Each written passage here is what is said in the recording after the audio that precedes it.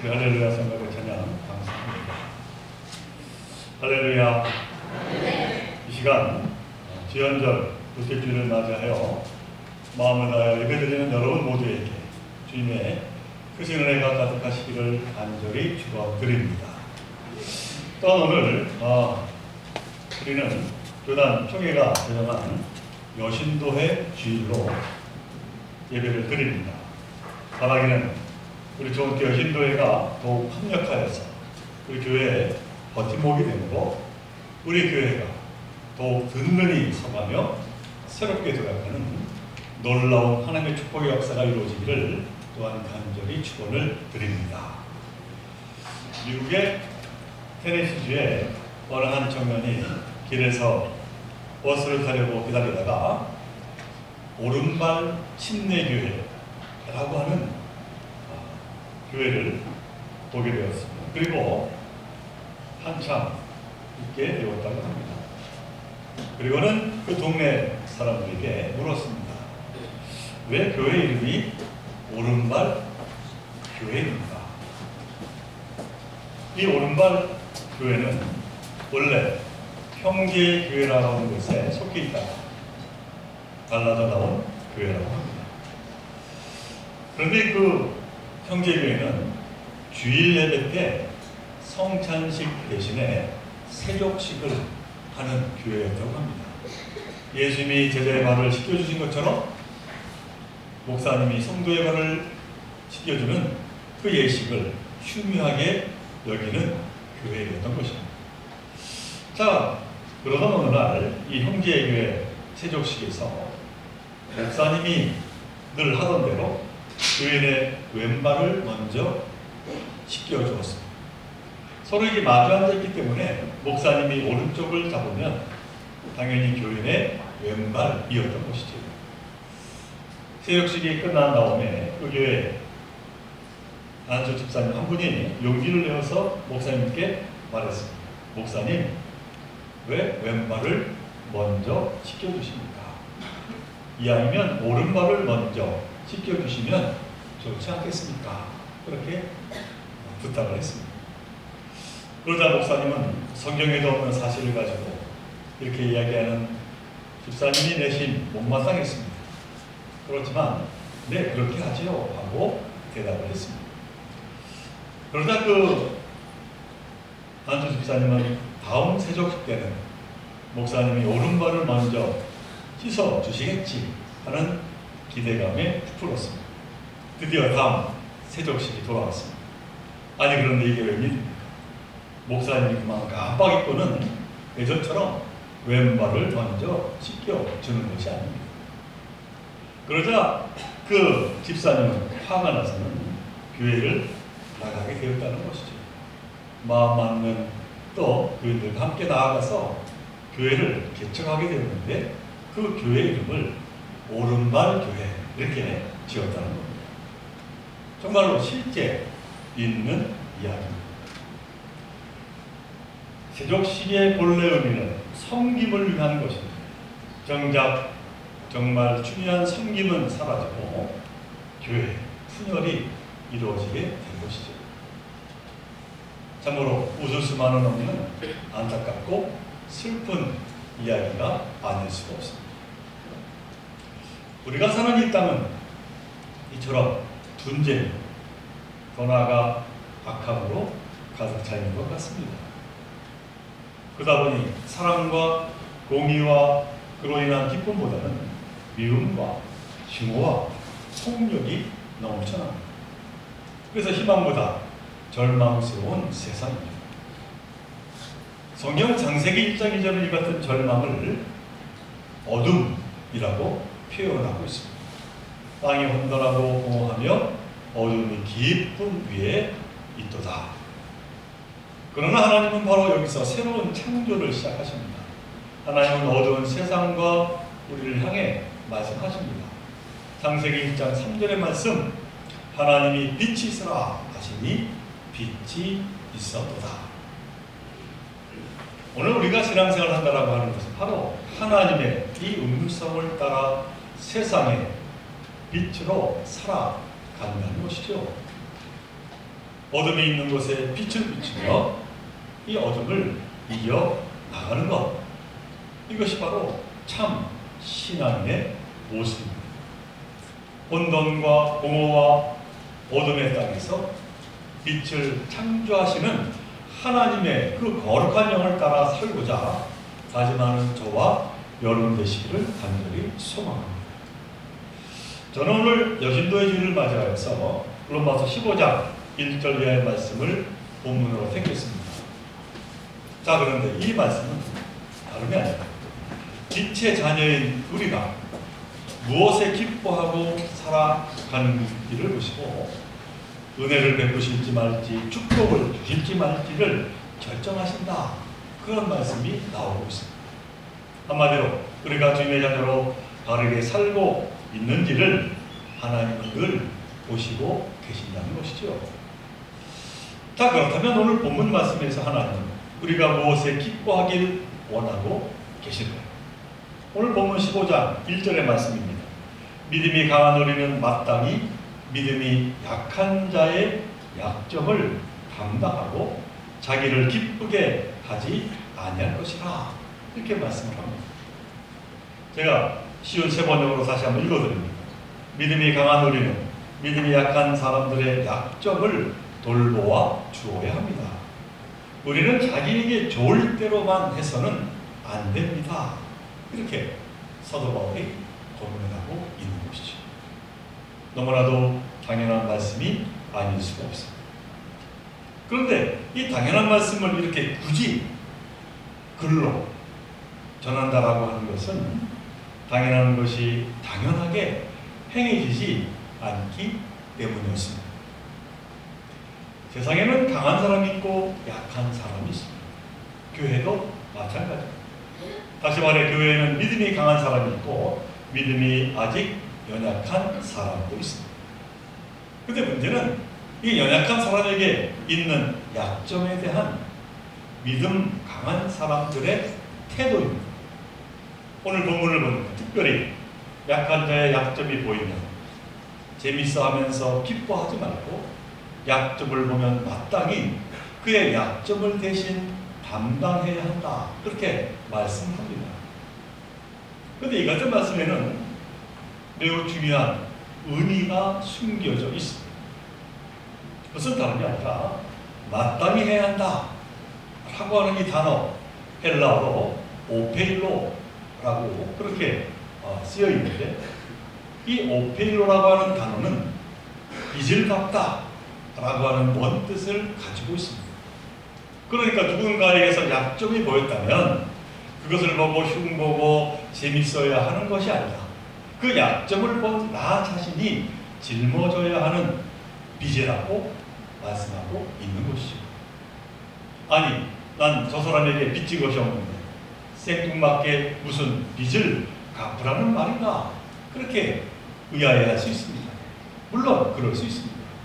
그러나 하나님에 대한 온전한 믿음을 가진 사람이라면 그래서 자신이 살아가는 순간순간이 하나님께로부터 빚진 자의 삶임을 깨달아 아는 사람이라면, 그래서 매 순간 하나님이 베푸시는 그 크나큰 사랑의 빚을 어떻게 갚을 것인가 고민하는 사람이라면 약한 자의 약점이 보일 때마다 재밌어하고 흉보기보다 함께 짊어짐으로 하나님의 그 빚을 갚아 나가야 한다.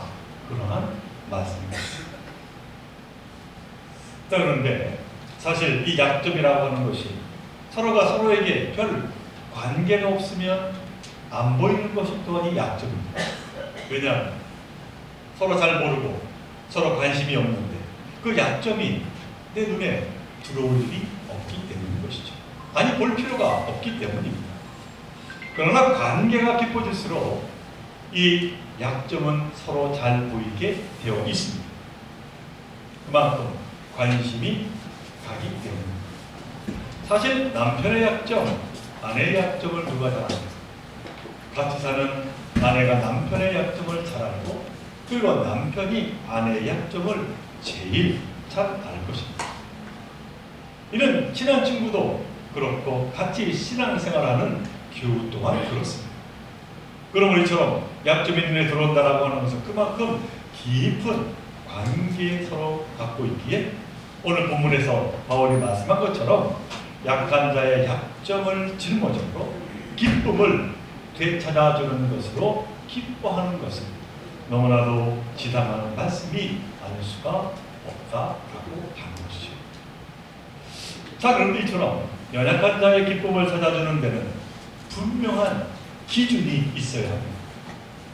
그것은 다름이 아니라 상대방이 기뻐만 할 수 있다면 불의하고 불신앙적인 것도 다 용인되고 괜찮다, 그러한 뜻이 결코 아니다라고 하는 것이죠. 그래서 오늘 본문 2절 말씀에서 사도 바울은 이렇게 분명히 말씀합니다. 우리 각 사람이 이웃을 기쁘게 하되 선을 이루고 덕을 세우도록 할지니라, 이렇게 말씀하고 있는 겁니다. 이는 무슨 말씀입니까? 이웃의 약점을 짊어지되 선을 지향하며 덕을 세울 수 있도록 도와주라는 것이죠. 다시 말해 세상의 방법, 세상의 즐거움으로 기쁘게 하지 말고 하나님의 말씀을 중심으로 이웃을 도와서 그로 기쁘게 하라, 그렇게 말씀하고 있는 것이죠. 그럴 때 하나님은 기뻐하신다, 우리에게 말씀을 하고 계십니다. 자, 그런데 문제는 우리가 빚진 마음을 가져 선한 일을 하게 되면 선한 반응이 당연하게 올 것으로 기대하는데 꼭 그렇지만은 않은데 큰 문제가 있습니다. 우리말에 물에 빠진 사람 보여줬더니 내 멋진 내어가라 한다 하는 그 속담이 있듯이 사람은 자신의 어려움이 사라지는 순간 언제 그랬다는 듯 마음이 금세 달라지곤 한다는 것이죠. 내가 그렇게 선한 일을 베풀었는데 돌아온 것이 오히려 멋진 내놓으라는 경우를 당하게 되면 이 얼마나 속상하겠습니까? 그러나 우리가 잊지 말아야 할 것은 돕는다라고 하는 그 마음입니다. 예수님은 마태복음 6장 1절로 4절에서 이렇게 우리에게 말씀을 하십니다. 사람에게 보이려고 그들 앞에서 너의 의를 행하지 않도록 주의하라. 그리하지 아니하면 하늘에 계신 너의 아버지께 상을 받지 못하느니라. 그러므로 구제할 때 외식하는 자가 사람에게서 영광을 받으려고 회당과 거리에서 하는 것 같이 너희 앞에 나팔을 불지 말라.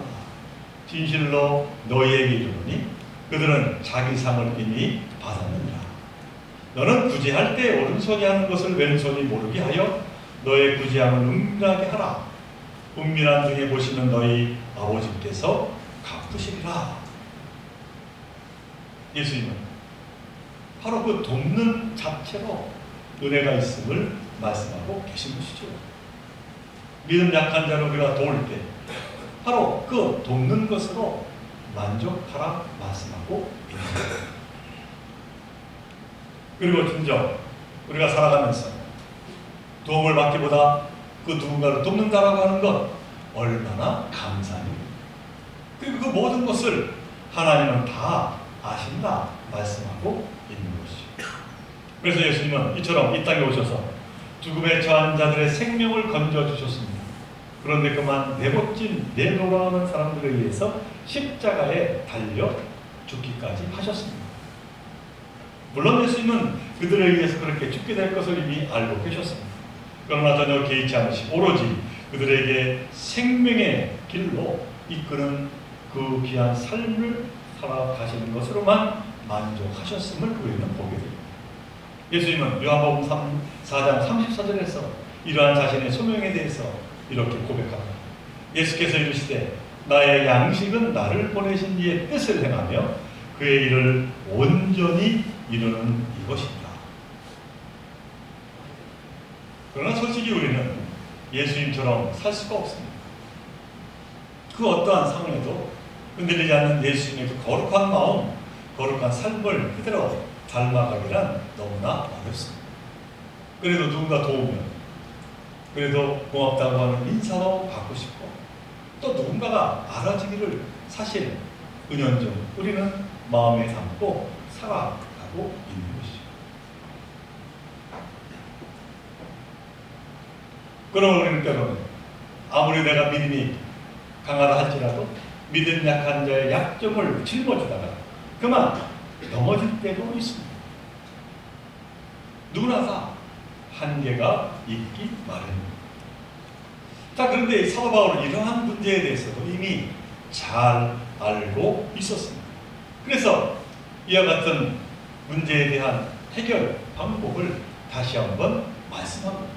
오늘 본문 4절의 말씀, 무엇이든지 전에 기록된 바는 우리의 교훈을 위하여 기록된 것이니 우리로 하여금 인내와 또는 성령의 위로로 소망을 가지게 합니다. 이렇게 말씀하고 있는 것이죠.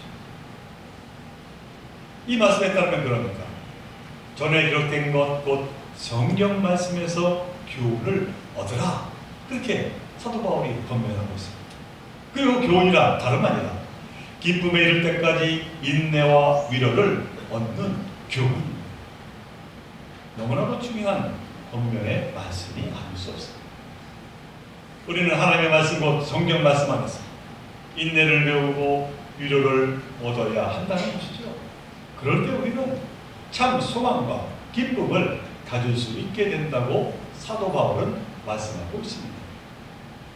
그리고 특별히 여기에서 말하는 성경이 주는 인내라고 하는 이 단어, 헬라어로 위포모네라고 하는 단어인데 이 단어는 그대로 머물러 있는 것을 뜻합니다. 그러니까 하나님의 말씀 안에 그대로 우리가 머물러 있는 것이 인내라고 하는 것이죠. 말씀을 안에 담고 살아가는 것, 이것이 인내요. 이것이 바로 우리의 소망이 된다고 말씀하고 있는 것이죠.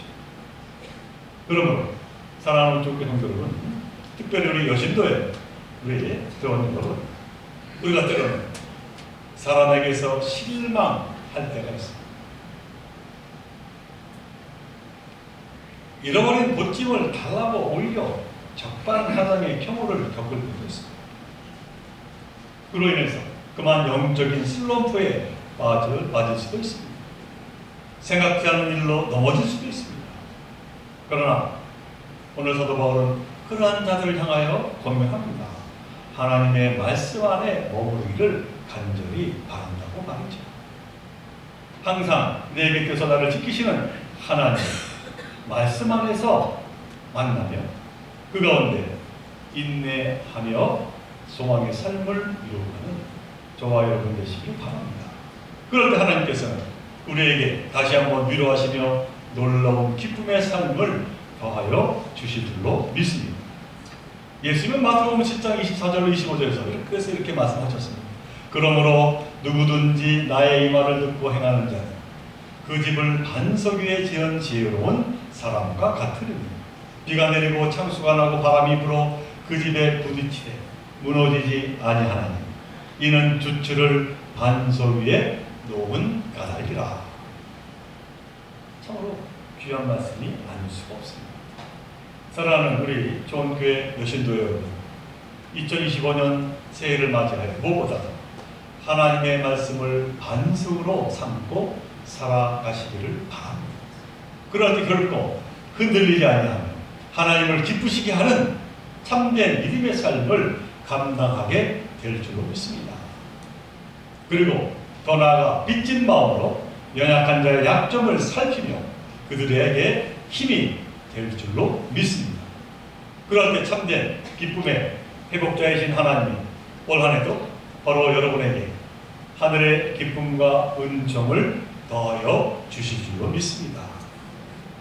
우리 좋은 교회, 교신교회가 올 한 해 이와 같은 귀한 믿음의 삶을 감당해 나갈 때 우리 교회는 참으로 은혜가 넘치는 성도의 아름다운 교제가 이루어지게 될 것입니다. 그리고 더 나아가서 전도의 문이 열려서 죽어가는 많은 영혼을 구원하는 그 귀한 사명 또한 참 잘 감당하게 될 줄로 믿습니다. 그러므로 바라기는 오늘 사도 바울의 권면을 마음에 새기며 서로 합력하여서 선을 이루고 덕을 세워나가는 저와 여러분 모두가 되시기를 간절히 바랍니다. 이와 같은 믿음의 고백을 통해서 하나님께 영광이 되고 다시 한번 우리 여신도에는 기쁨과 은혜가 넘치고 또한 그 가운데 믿음이 연약한 자들이 다시 온전히 받아서서 그 가운데 함께 기쁨을 나누게 될 줄로 믿습니다. 이 같은 은혜가 넘치는 귀한 우리 좋은 교회가 되기를 주님 이름으로 간절히 원하며 축원을 드립니다. 그래 기도드립니다.